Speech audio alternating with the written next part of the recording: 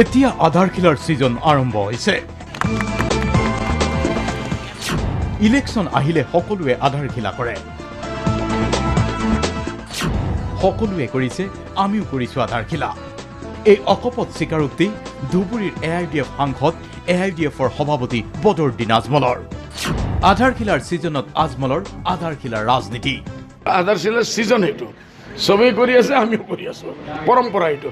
Election আহিলেই চবে কৰে, আমিও এইটো আমাৰ ৰেগুলাৰ প্ৰচেছ। সাংবাদিকৰ প্ৰশ্ন আছিল, বদৰুদ্দিন আজমলৰ কংগ্ৰেছ কিংবা কোনো দলৰ সৈতে মিত্ৰতা হ'ব নেকি? মিত্ৰতাৰ ক্ষেত্ৰত চুপ আজমল, মে চুপ ৰহুংগী ক'লে আজমলে। আমি এতিয়ালৈকে চুপ, মই চুপ ৰহুংগী। আমি একো নকওঁ, ডিক্লেয়াৰ হৈ যাওক চবৰ চিট টিট, তাৰপিছত আমি কম। আজমলৰ এই মৌনব্ৰত মিত্ৰতাৰ কোনো ইংগিত নেকি? গোৱালপাৰা চহৰৰ ভালুকদেৱী শালবাৰী গাৰো প্ৰাথমিক বিদ্যালয়ৰ 3,92,000 টকা ব্যয় সাপেক্ষ দেৱালৰ আধাৰশিলা স্থাপন কৰি বদৰুদ্দিন আজমলে ক'লে, আগন্তুক নিৰ্বাচনত ইছ্যু কি হ'ব? উন্নয়ন কিমান, সাম্প্ৰদায়িক ৰাজনীতি কিমান? নিৰ্বাচনী প্ৰচাৰৰ বাবে হাজাৰটা ইছ্যু লৈ সাজু বদৰুদ্দিন আজমল।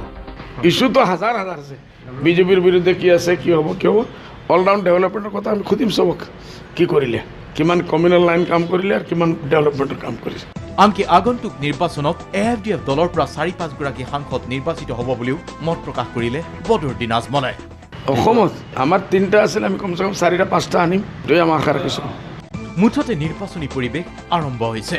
বদৰুদ্দিন আজমলৰ আধাৰশিলাৰ ৰাজনীতিয়ে তাৰ প্ৰমাণ। গোৱালপাৰাৰ পৰা ৰছিদুল হুছেইন, DY 365।